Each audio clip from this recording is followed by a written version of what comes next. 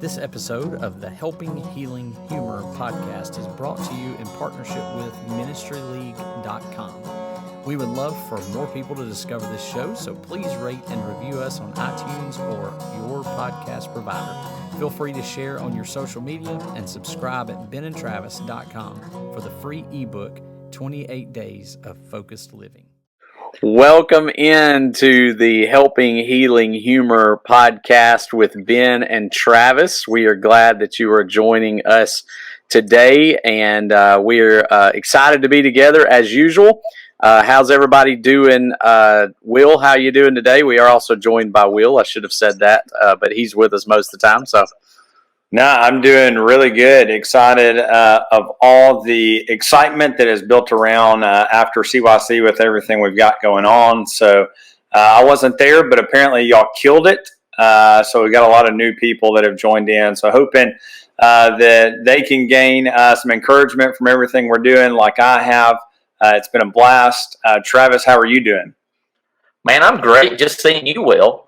You've had a couple of weeks of back-to-back youth group events, and we missed you here at the podcast. We understand how that goes. We're glad for young people like yourself who have all that energy to chase teenagers around, and but happy to have you back, Will. So I'm doing great. Good. Yeah, and then here I am. I'm in a little bit new setting and surrounding here. Some people might recognize this. This is the old stomping grounds. I'm at my parents' house right now. I kind of got in the middle of some things today. So if you're watching this, you see this actually was my bedroom growing up. It is now kind of the library, the toy area, and I just realized there's an iron behind my head. So anyway, I'm excited though to be able to hang out here. My kids are going to be outside playing here in a little bit when they get out of school, but we're super pumped that you guys have all jumped on with us. We've had a lot of folks added on to the email list. Of course, if you are not on that yet, you can still do so. It's at benandtravis.com. You can sign up there. We're excited about a lot of the Facebook page and the group. We've had a lot of growth there too. So just a lot of good things going on. We wanted to come today and talk a little bit about some things. Obviously, as you all know, we generally try to talk about some topics that will help some folks out who are out there listening. And so Travis kind of has a unique scenario, not really that unique, I'll be honest. We really find that a lot of people are going through this. And so we thought it might be a good time for us to just talk a little bit about something that Travis went through as he was growing up. You've probably heard the statistic that about 50% of all marriages will end in divorce. And certainly a statistic that we hate to hear, but we understand that it's very much the case as we see it around us a lot. I was just looking, Travis, at some of the statistics about that. And, when you hear that, you think, well, that's not just first marriages. In fact, first marriages are about 40% of them. And then second marriage is about 60%. And then third marriage is about 73%. So it's not that it doesn't sound like it gets a whole lot easier as it goes along. And so you got kids who are growing up in those scenarios. Obviously, a lot of times, neither, it's not always what the parents want, but it happens. And it certainly can leave some difficult times for the kids as well. And so, Travis, you grew up in a scenario like that. So we wanted to give you a chance to just sort of talk about that. We may ask some questions to just sort of see what you can, maybe shed some light on it for other kids or even adults that are still dealing with that from their childhood. Yeah, my parents divorced, I think, around, and that's one of the things that comes out with me. I don't know if it's how I coped or whatever, but a lot of my past growing up, obviously I'm a good bit past that now, but it's really hard for me to put things in chronological order. from my childhood.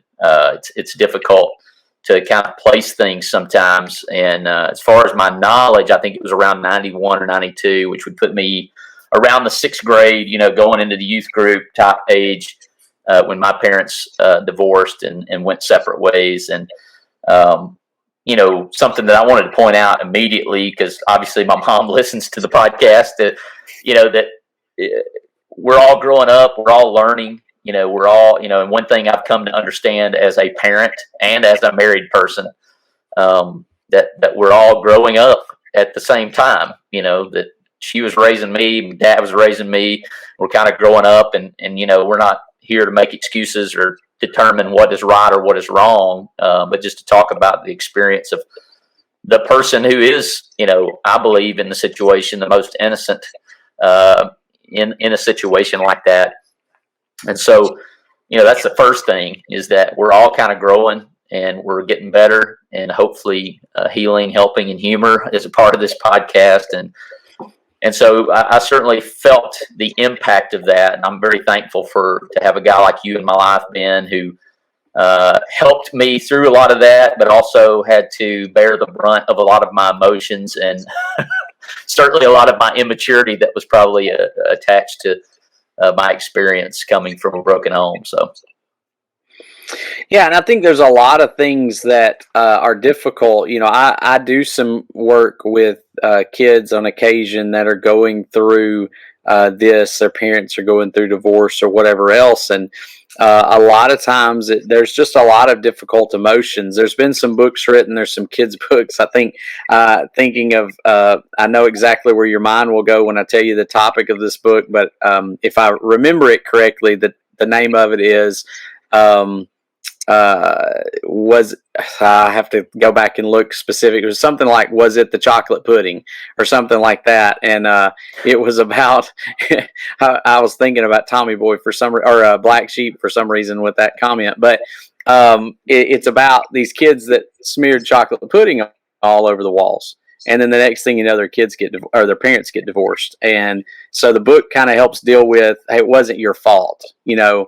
But a lot of kids end up dealing with those thoughts that for some reason they don't want to blame their parents. They love their parents. And that's what I try to help people understand is in these scenarios, they want to love both parents. And a lot of times it seems like parents sometimes sort of pit themselves against each other at times. So I guess, one question that kind of came up as we were discussing this is it okay, like when these kids go through this, did you go through that emotion of, is it okay to love both parents even though they aren't together?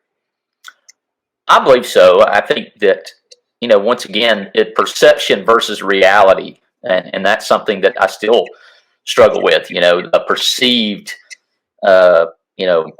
slap in the face or slight, is it really, and so I think that my tendency, and I certainly saw this, I've got an older brother, Bradley Dupree, we talked about him on the podcast, cerebral palsy, we're half brothers, so he and I are both my mom's son, but my biological dad basically adopted Bradley and had that situation when he came into the family, or as we came in the family, I guess. But, so that's a whole nother level of stress that's added on top of it. But, I felt like being the middle, that I understood a little more of what was going on. And so I kind of felt the burden of trying to keep it together, like a 12-year-old kid can keep it together. I mean, if you're at CYC, you saw the SWAT skit of the 15-year-old boy, you got enough issue.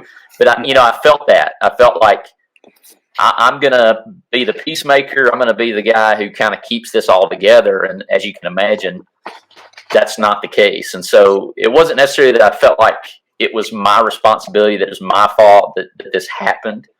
But I felt like once they were split, that there was some responsibility there of me to either, in some cases, fly under the radar, not to be emotional, to kind of be strong, and in some cases, just to be the person, the spokesman, and try to keep everyone on the same page. And well, you can obviously guess how that went.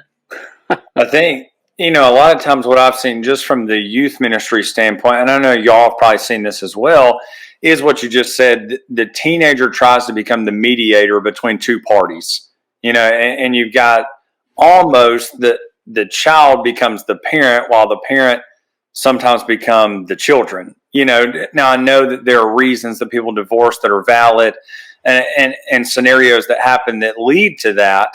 But sometimes I've just seen through some of the families that I've been around it, the parents probably could have worked through it, but just decided, hey, this is not the direction, that we want to go selfishly. And so I think maybe something I'd like you to speak to is as the child or as the teenager, the kid, did you want to talk about it? It's almost like I want to take care of the family, but did you want to discuss it, or did you want people to come and go, hey, I know you're going through this divorce, I want to be there for you? Or did you kind of just want to, I know you and I are kind of that Enneagram 7 people where it's like, everything's fine, let's just move on. I think you nailed it. For me, I didn't want anything to be different. I mean, obviously it was out in the open, everybody knew. And so I didn't want to talk about it. I certainly, when Ben and I hung out, I didn't want him to realize, I mean, to some degree, I kind of idolized Ben's parents, because it seemed like to me everything was perfect, right? In comparison to the situation, say Spot, but I certainly didn't want Ben bringing it up. I didn't want to talk about it. To me, it was so obvious and out front that I wouldn't have wanted to talk about it, although I needed to, and even to this day, I don't really bring that up. Other than now on a podcast for everyone to hear. But, I was kind of certain people could talk about it. Certain people could have brought it up. Had Ben wanted to talk about it, maybe. And I'm sure that he might have even tried. I don't know that he even knew everything was going on. I don't know that I knew everything was going on. Mm-hmm. And I think that was the problem. There was nowhere to start that conversation because, I didn't know. I just knew, hey, this is how it's going. Someone who's a little older might have a better grasp of what's going on and how it's going. But for a large part, I didn't have the facts, and I didn't even know where to begin to get them. There wasn't a whole lot of counseling back then. I mean, there was, but not really where we were at. It wasn't a very common thing. And even today, there's a lot of, holdout for, counseling. People aren't comfortable with it, or they're afraid that, they're going to convince them to do something crazy, and there's a lot of questions. And even back then, when we were younger, there was even more to it. And so, I think that's one of the biggest things today is it's a little bit more accepted. And it's something where it gives the kids a little bit of a safe, neutral place to express those feelings. And then you throw in the fact that we're first cousins, and we have a lot of tangled limbs in the family tree. So, my mom's got brothers and brothers that have been married to my people in my dad's family. My dad's got sisters that are obviously, and it kind of intertwines. So it's kind of like, well, if I open up to this person, it's going to get back to so-and-so at some point. And, it was just kind of a jumbled mess, to be honest. You said something that was interesting to me that kind of sparked a thought in my mind. Do you wish that your parents would have been more open about that? That there's some people, you said, here I'm at 12 years old. I want to talk about it, but I don't even know what to talk about because I have no idea what's going on. And so I just wonder, in your mind, thinking back to then, did you kind of wish, hey, maybe mom and dad, if they could have sat down and said, here are some reasons, and maybe had that conversation, that could have helped? And I think that they attempted. I think that was something that they attempted to do. I can remember, my dad sitting down and talking to me, and it was really weird because it was kind of like, and I don't want to come across as though I had some great wisdom at 12, because I certainly didn't. But if you're going to have that conversation, and once again, I'm not doing this podcast to cast shade. Whatever situation you've got, you need to make sure that you're going to be genuine. You want to come across, and that's difficult, right? It's difficult to know where everybody is on their journey. I mean, we've talked at length about that on the podcast. We look at it. I want it to be steps. I desperately want it to be steps, and unfortunately, it's not. You go back and forth between emotions and feelings, and so that's difficult. I'm not painting a picture that it's easy, because you got to figure out how, what can this 12-year-old handle, And from that standpoint, I think they did a pretty good job. But, it was kind of like we just had the conversation once or twice. And there was never like another conversation, because obviously it's awkward and painful for everybody to go through the details and then trying to determine what details are pertinent, what they need to know, what they don't need to know. But I think it's important to understand that that's a topic that needs to be continued, even if it's painful.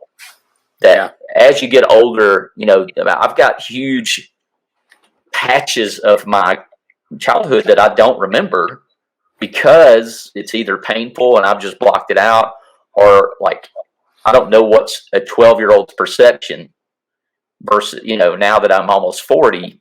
And so I think it's a conversation that needs to continue. As painful and awkward as it may be, I think it may get easier. I would be able to understand things more now. And my mom and I, who I lived with and stayed with, have had those conversations, and they've been painful and they've been awkward. But man, I sure do appreciate her willingness to kind of open that wound every once in a while. And I don't want to be critical either. Like you said, everybody's going through their own struggles, and divorce in and of itself is a struggle. But I think, there needs to be an understanding, if you are going through that, from the kids' perspective. From me working as a counselor, I really want to look out for the kids. I want to look out for the people who are going through it too. But, you're, as a person going through divorce, and an older person, you're going to want to express your feelings to somebody, and that's important. You need to, whether that's with a minister or with a counselor or with a trusted friend or whatever. But your kids are probably not that person, and a lot of times I think you're needing someone to talk to. Your kids are there. You talk to them. I think that's how it happens. But I end up seeing a lot of kids who, they know way more than they should. So while I believe the conversation needs to happen, I believe that there are important things that need to be shared in those conversations. And there's a lot of things that need to be left out of those conversations. I think it's important and necessary for kids to have a great respect for both of their parents. It's healthy for that. Even though one of the parents may have done something that they're not proud of, that the other parent is not proud of, there's still a point where that's dad and that's mom, and they need to have that love and that respect and the ability to have that relationship with dad and with mom. And especially the younger they are, they don't need to know all the other details. Just attempt to, give that other parent some respect, so that in the kids' mind, they have a healthy dad, healthy mom, even if they're not together. There's a book called Raising Men, and I don't remember the name of the guy. I think I've recommended this before, but it's one that it's got some language in it. It's a guy who is a former SEAL sniper who is talking about raising boys.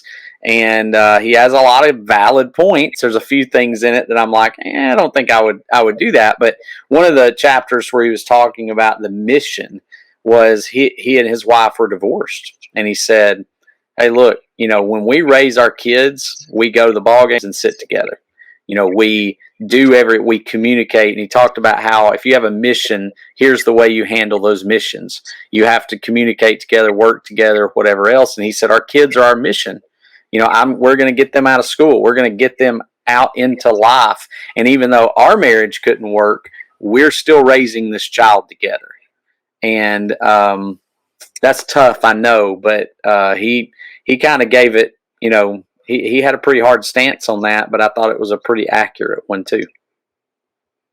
I think so. I think that the difficulty, and I had siblings, and I had the whole shebang, and I think it's very difficult to balance that and make, I have a hard time, and we and I are together. It's hard for me to make sure my kids, and from my challenge growing up, my goal was, hey, I'm going to be the best dad that I can possibly be. And now that I'm a dad, I understand that mission It's not easy. you're not just going to show up and that happens. But I'm totally down on the communication. If I go a day without telling my kids I love them, or I think that they're this or that, and I'm proud of them, I'll go wake them up. I'll wake them up and go, hey, listen, I didn't get a chance to tell you this today, but you're awesome. And you're my goal. You're at the top of my priority list of, I want you to be a good citizen, right? I want you to be a good person. You can do just about anything you want, as long as it can honor God in it, and you're decent to other people. We're game, But I think that's another aspect that I spent a lot of my high school years trying to get that phrase, "I am proud of you," from the parent that I didn't live with. I was very blessed to have a mom at home who was very adamant, worked hard. You could tell by the time she invested working hard, that I didn't need a lot of verbal confidence from her. I saw it every day that she was putting in, and I guess my comment to anybody who may be listening that is a child going through this, you need to do a lot of things, and I don't want to sound selfish. You need to be serving the Lord and doing things that you enjoy doing. I did a lot of things to try and get the attention, right? To get, my dad to pay attention, right? And as a kid, I couldn't understand the things that he was going through and the difficulties he was facing that I do now. But I think I spent a lot of time doing a lot of activities, that I eventually fell in love with. And I always loved football. But, for a dad out there who's like, how do I make my kid feel special, even though they may not live with me all the time? Hey, a phone call of saying, I just want you to know I'm proud of you and I love you. And we may not be together all the time, but understand I'm thinking about you. And it can be as simple as that. That's a minute phone call. And if they're an older teenager, that may be all they have is a minute, but it could be as simple as that. And that's for dads out there who are married and with their significant other. But yeah, that's really good advice all the way around, because I know, I think everybody, whether you had both parents at home or not, we all kind of strive for that. I'm proud of you. I love you. You're amazing. And even I've heard Lonnie Jones talk about that every child needs to hear what Jesus heard when he came up out of that water. And that was, this is my son in whom I am well pleased, and every kid needs to hear that from their parents. I am pleased with you. It's not about what, wow, great game. You're amazing because you had that great game. No, you're just amazing because you are, and fearfully I think and wonderfully made. That's it. But we try so hard, and I'm the same way. I lived for those compliments from my dad and my mom too. And sometimes still, kind of crave compliments. And I have to, recognize that, hey, that's not what it's really about. They're nice, but that's not what it's about. And those things will never ultimately make you happy either.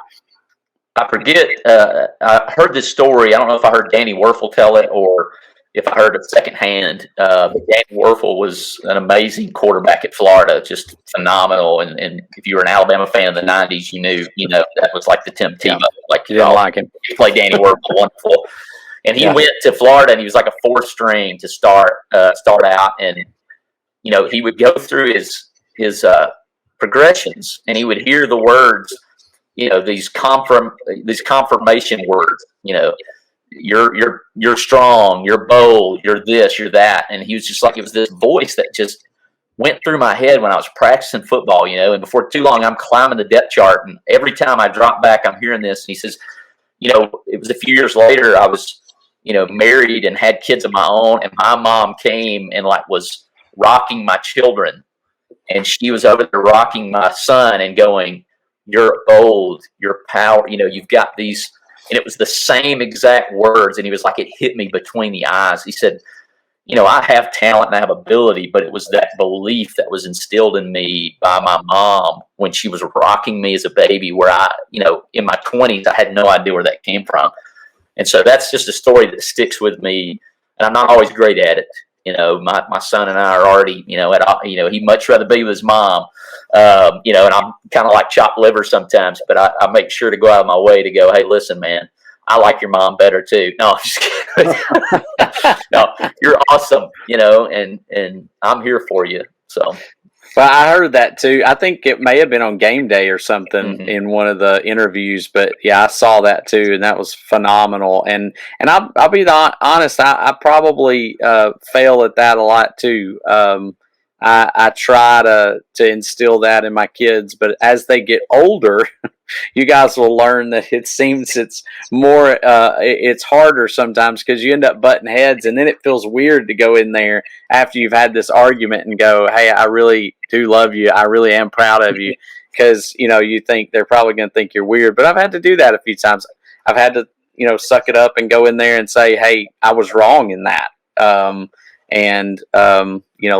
we'll talk about it some more or whatever. But anyway, I think those are all phenomenal, and as much time as you can instill or spend instilling those good things in your kids, whether they're going through, parents are going through a divorce or not, is huge. But especially in those moments, and building up the other parent, or at least not tearing the other parent down, I think is such a huge key to that, because they're going to remember that. And I've had to answer that question some. Well, yeah, but they're gonna, they did something wrong. Well, they may have. Eventually, those kids will be old enough to figure that out. But it's not the time to do that now. They don't have to know about those things now. They're still going to love you, and they're still going to love them. We talk a lot about the importance of mental and emotional health on the podcast.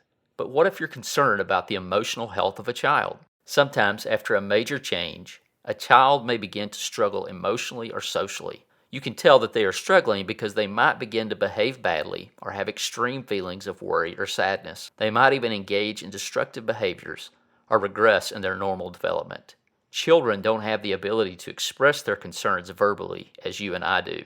Play therapy might be the answer.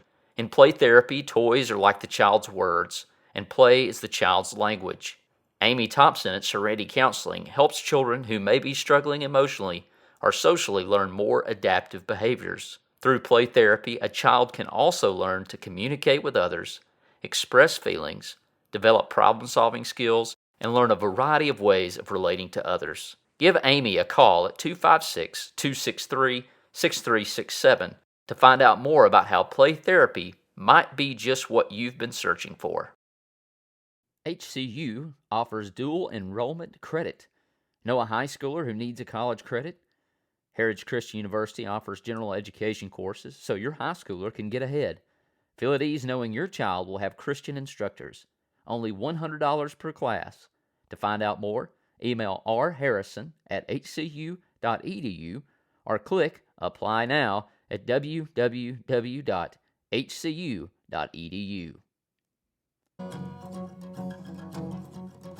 Thanks for being with us for this episode of the Helping Healing Humor podcast.